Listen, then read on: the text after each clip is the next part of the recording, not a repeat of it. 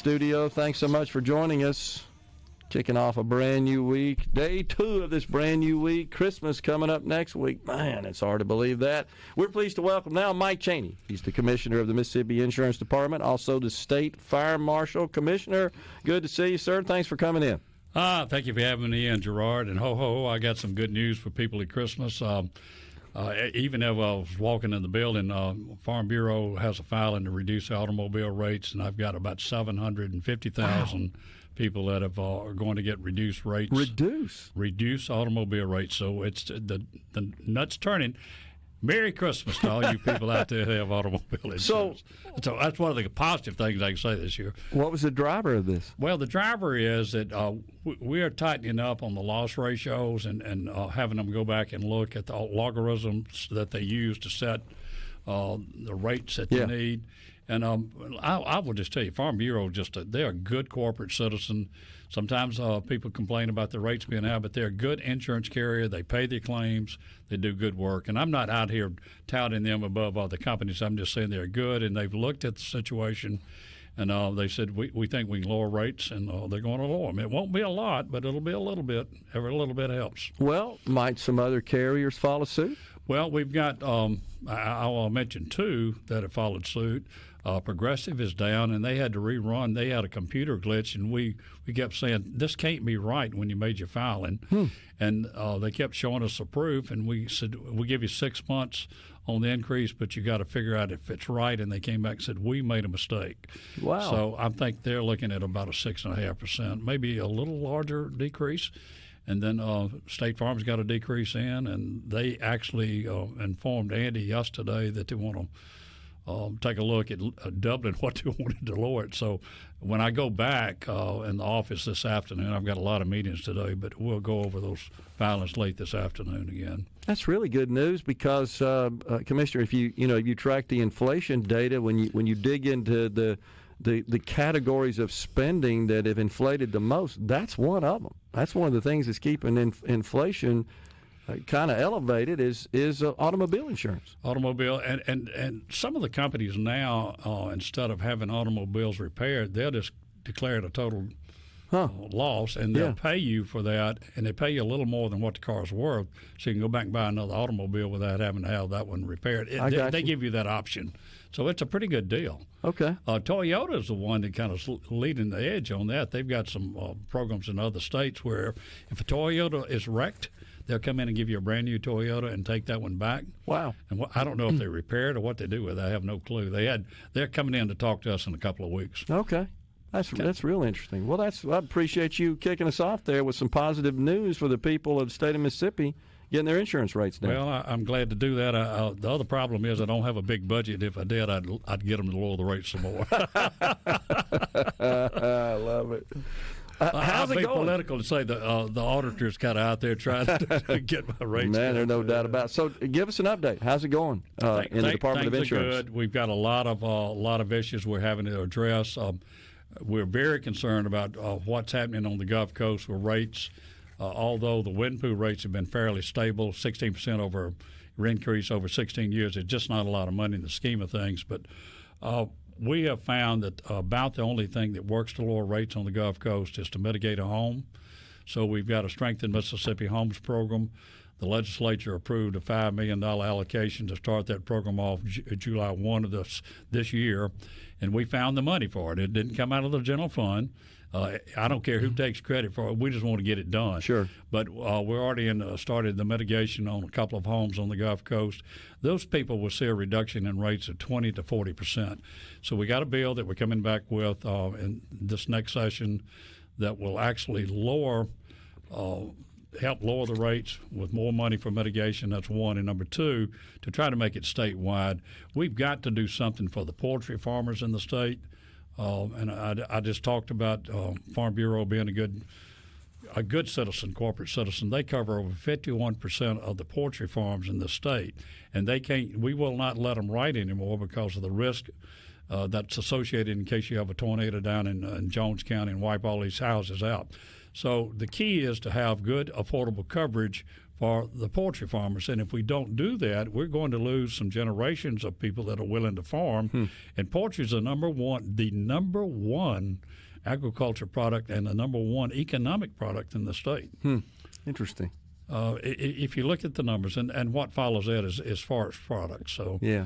That's it's a complicated program. We've been working on it for a long time, and it's a check off.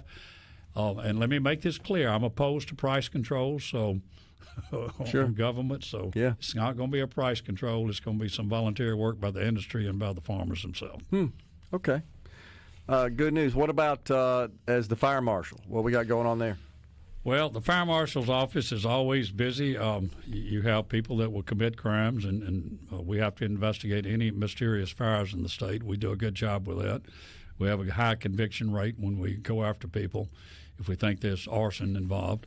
We have our challenges of being certain that the buildings within the city of Jackson meet the standards that they have to meet. And most people know that we Taylor Hall, went in and inspected the building, and it's condemned, and they're cleaning it up. So we try to work with the cities. We don't bash them. We don't get out front and make press releases. What we try to do is solve the problem and move on. And that's been a challenge with some of the cities. And I think it's because of their tax base. They just don't have the dollars to do what they need to do. And especially in the capital city, if you got a problem where you can't get water, you can't get water to put out a fire, then you've got rates that could go up, and we've been able to keep a lid on most of that within a local agreement. So you remember when 40% of the city was without water in the last 2 years. So those are challenges that the fire marshal's office gets involved in, along with several other issues. And it's been a good year, though. Been a fairly good year. Our key is to lower death rates. And one of the things that we do to try to lower death rates is education and give out smoke alarms. It's just real simple. Little $20 gadget can save your life. I know the Red Cross is real involved in that as well. You're probably aware they have the Sound the Alarm program, and they talk about this. In fact, they shared with me that the number one disaster they respond to is, in fact, in Mississippi, is house fires. They say there's like one a week or something in Mississippi. It's more than that. Wow. And think about this. We have over 1,500 fire stations in the state of Mississippi. Wow. That includes the volunteer fire departments. Yeah. And every one of them will answer at least one fire per year at a minimum. Okay. So that's more than one a week. More than one a week. And it's grass fires, house fires, abandoned homes. When I drove in this morning, I took the Gallatin Street exit. My wife told me when I left, said, Gallatin Street's supposed to be closed, but it wasn't. I take Gallatin Street. It's a shortcut. I don't have to go through the stack. I counted 9 people on the sidewalks in rain that were sleeping there, homeless folks. And that's from the railroad on State Street coming all the way up. Yeah, I understand. To the bank, to Capitol Street. We got some things we got to do in this city. And I'm not bashing. I'm just saying the problem's there. You see it when you drive. If you drive downtown in Jackson, we could do better. Yeah. And I love the capital city. I love my state, and I love my country. But I understand their problems, and you just got to address them. Yeah. Pretty simple.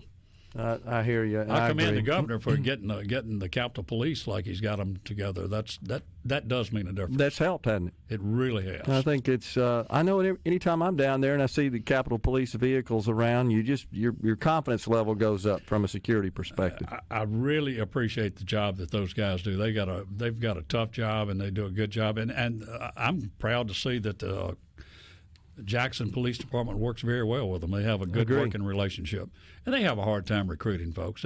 That's true for us too in the Fire Marshal Division. We have 27 law enforcement officers, so I understand part of the problem.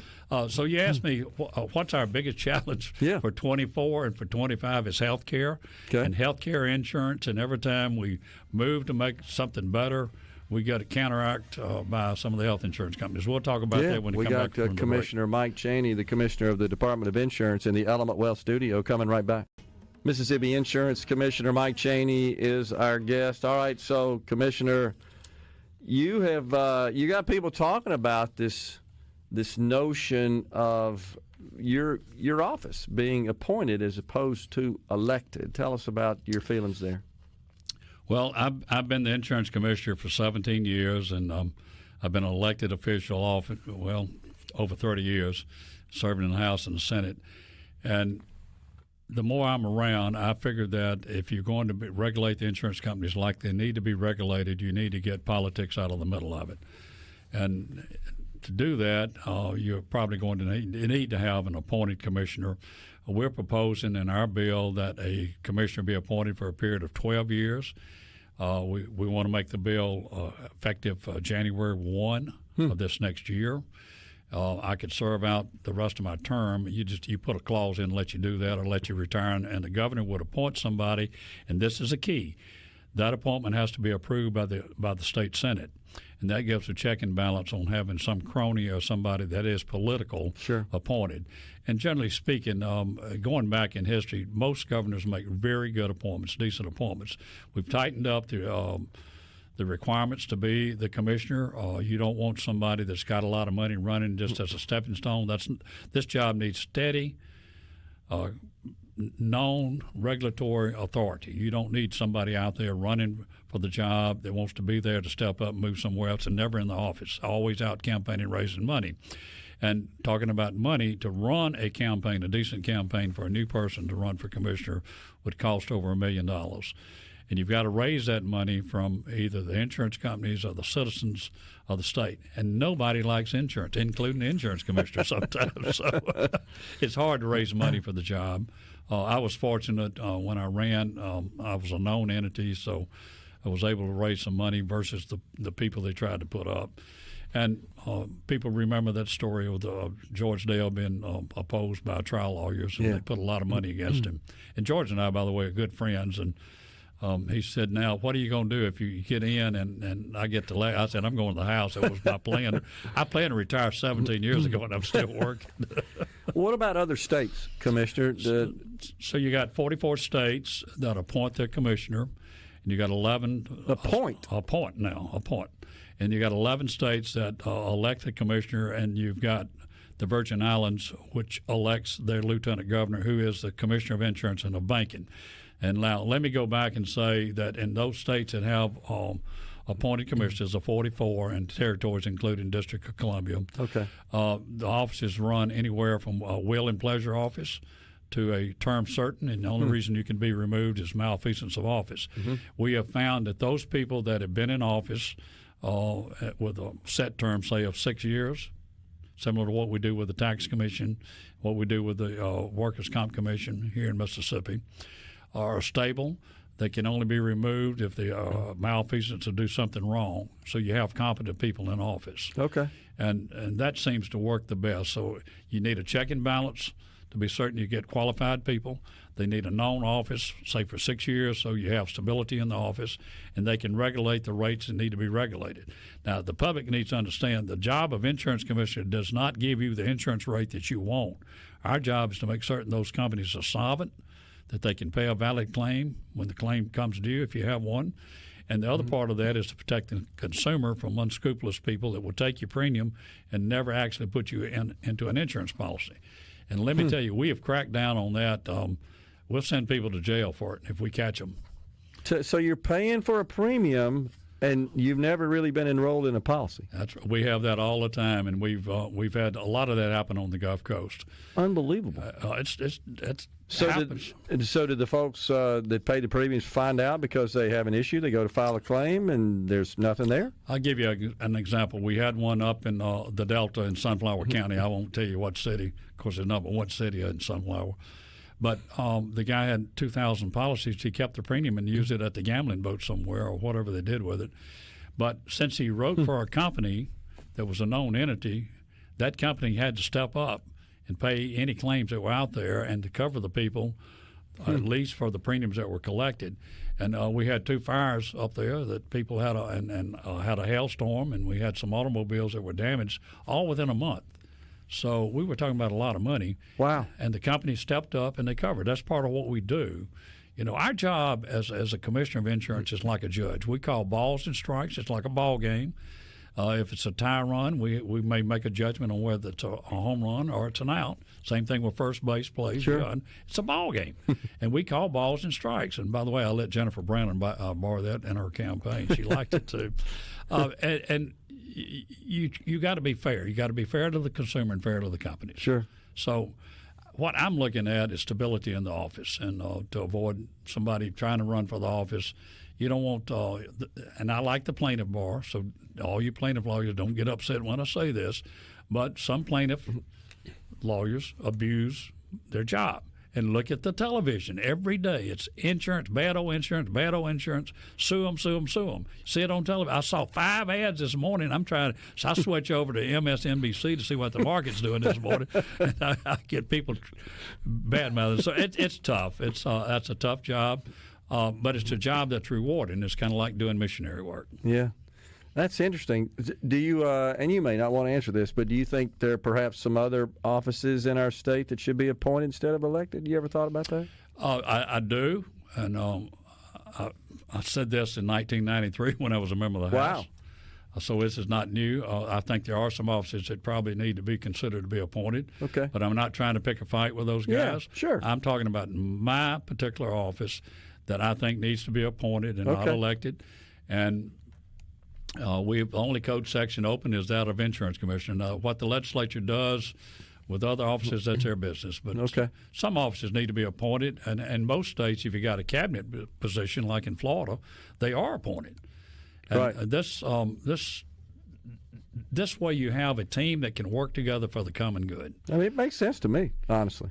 I mean, Mike, just to be a commissioner, perfectly frank with you, I'm not sure. I consider myself a reasonably intelligent person, but I'm not sure I would know the proper qualifications when I vote for an insurance commissioner, because it's not political. It's not political, and I knew a lot about insurance. Simply, I owned a part of an insurance company by default. I had to buy one to get coverage back in the 80s, and I had to sell that when I took office. And by the way, you can't be an agent. You can't have any connections to the insurance company to the third degree. No conflict. That means immediate family, past family, grandparents, and children. You can't have any interest. You can't trade stocks on insurance. So it's just part of the qualification. You need to have a well-rounded education.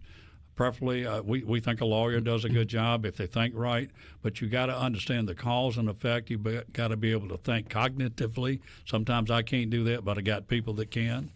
The qualifications are understanding how it affects that person that lives in a house, runs a business, drives a truck for a living, has 5 automobiles and 6 teenagers, and I don't know how somebody could even live if you had 6 teenagers driving. That's one of the biggest complaints we get about what you do to cover children. And then you have all the other issues you're involved with. You've got to be well-rounded and have a lot of common sense and experience in the real world. And I get that, but I hope you know what I'm saying is that when you think about political philosophy, which would apply to lawmaking and policy along those lines, I get when there's campaigns and races and you've got distinctions there, but that role is not one where there should be any politics involved, honestly, or political philosophy. You're correct, Gerard. Politics needs to stay out of this. This is like it's kind of like what you do with the SEC, Security Exchange Commission on football now. I get it. You got to keep politics out of it, and it really should be like a judge. You need to be non-political, non-partisan. Sure. This is a job. And if you've noticed, in my 17-year career, I have not done a lot politically with this job. I have said, this is the way it is. I try to lay it out so the layman can understand it. I try to talk at a level. I talk at an 8th grade level anyway. That's what my wife tells me. Now, she's a former teacher, but that's so I can understand. If I can't understand it, my Lord, how do other people understand it? Yeah. And I don't think I'm stupid, but sometimes I wonder. I said, I just don't get this. I really don't get it. Insurance is complicated. It's very complicated. I mean, it's the combination of law and economics and risk and and lots of other disciplines as well. But it's complicated.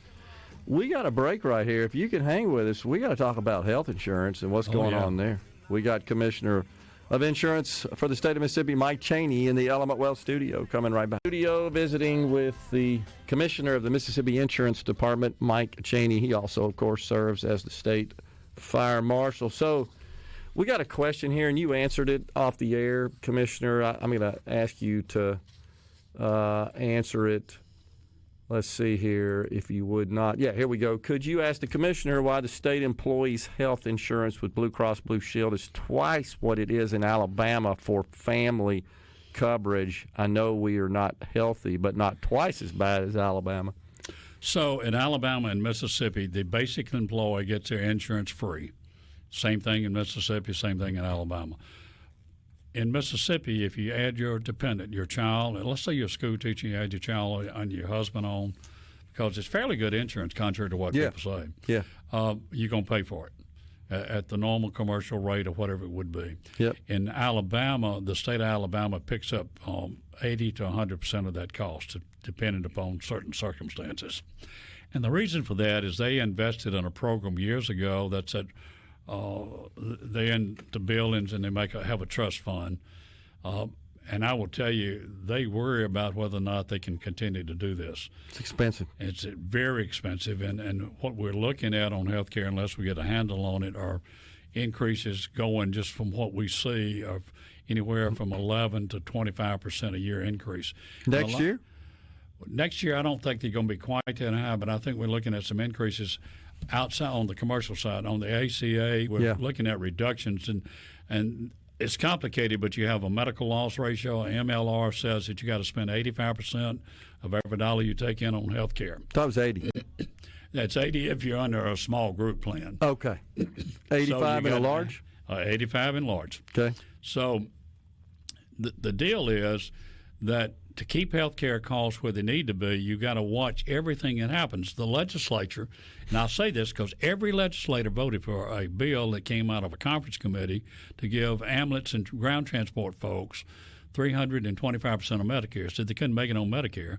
And naturally, the ambulances need to be compensated for going and pick somebody up. But they don't need to be committed saying making the government fund them at 325% of Medicare. And in addition to it, the bill said, or whatever they bill you for, and they can amend the contract without being in a network with a health insurance carrier. So I ran the numbers for the first 6 months so far, the 5.5 months we have. We're looking at a $60 million just on ground ambulances. And I had one company run just 5 that they will bill for in October and to run a January of 23 comparison number because they had 2 area lifts. Yeah. It's $168,000 for $50,000 in what would be normal coverage. And the people are suing, and that's like balanced billing. We got a law against that. Yep. So we got to go back and address that. Now, let me compare that, and I just told one of the senators that was walking out of here earlier that had been on your show, I said, you want me to do an exchange, a health exchange, which will make $25, $30 million a year, maybe 35. Put that in the scheme of things. When y'all pass legislation, the cost is $65 million or $60 to $70 million when you look at the real numbers just on ambulance ground transportation. That's more than a commercial reimbursement, though. Way more than commercial. And I could get going up to commercial, but now they're making the commercial people pay that whether they want to or not. And I said, you can't do that. You just cannot do that. So I've got a bill. The ambulance people, if you're listening, just listen to me. I've got a bill to repeal that, and I don't know if the insurance committees will take it up. I don't know what the speaker will do and the lieutenant governor. But I tell you, you cannot go with that. It's unconstitutional. We'll work something out with you so you're compensated, but you need to be looking at a different system. Yeah. Why is the legislature getting involved in that, though, Commissioner? Why are they getting involved in reimbursement rates between ambulance operators and patients, essentially, and insurance companies? If you have emergency medical responders that may be in the House or the Senate, or you have people that have a dog in the hunt, as we used to say, they got somebody with an interest in making certain that ground transportation folks make a lot of money. It's called a special interest, and the bills were introduced in the House. And we told them, I said, I'm hands off on it. Yeah. But, folks, this is going to wreck the system if you're not careful. Same thing with some of the mandates that we got on drugs. And I hadn't even talked about the state health plan, and somebody called about why is the state health plan high. We got 3 mandates on drug coverages and all the other things that came out. They're just short of being a mandated coverage. That's going to cost the state health plan another $12 to $15 million a year. Mandated by whom? Mandated by the legislature. Okay, so the legislature, not the federal, not the ACA federal, or the anything. Legislature. Okay. And we already had, and the federal government, HIV drugs would be a good example, or herpes drugs. We have the federal mandates in statute now, but if you amend that to increase to give it to anybody that wants a free drug, you're looking at some serious money, about $6 million on that one drug. And some of those little things were added in conference reports at the end of the session. So let's go back to qualifications of an insurance company. You really better have somebody that knows what goes on in the legislature. The pharmacy benefit manager industry, the PBMs, the president-elect yesterday said that he'd like to essentially eliminate the middlemen in the sale of and distribution of pharmaceuticals. He is, of course, referring to the PBMs. This is something that's been discussed quite a bit here in the state of Mississippi. It's the most complicated web of relationships between insurance companies and PBMs and pharmacy retailers and patients and hospitals. Are we on the up and up, you feel like? Is our program where it needs to be there? Do we need some legislation to address this issue in Mississippi? Legislation is needed to address the issue. Unfortunately, they want to give it to the Department of Insurance to run it. We used to have the authority to issue the license back until 2009. It was given back to the Pharmacy Board. And it's complicated, but the Pharmacy Board wants to stay in place, and they have a place in the world to approve drugs. You need pharmacists to know what they're doing to run that. Sure. But to control the middleman, I guess the insurance commissioner is going to have to look at it. And what we will do is, I'm with Trump. I would try to cut out the middle people. That's all right to do this, but we don't want federal price mandates. What you want is to have fair competition, where the drug manufacturer is not screwing everybody on the side. So let me give you an example of what a pharmacy benefit manager. That's what a PBM is, a pharmacy benefit manager. They were designed to help the local pharmacists out so they could be competitive against the big guys like CVS, right, Walgreens, Kroger's, and all the other folks. So yep. They took a big slice of the pie. And the big six pharmacy benefit folks are owned by three of them by insurance companies. Right. United Healthcare. United Healthcare is one of them. Cigna owns one. Blue Cross Blue Shield Association owns Optum, and United Healthcare owns Optum, and Blue Cross Blue Shield has an association. They deal with a PBM. Yep. So to go back and look at where drug costs are, let me give you a quick example. Ozempic, which everybody sees on television. Lose weight, lower your A1C, be happy and all this. It costs you $30 to make Ozempic. $30, and that includes the pen you give you a shot with.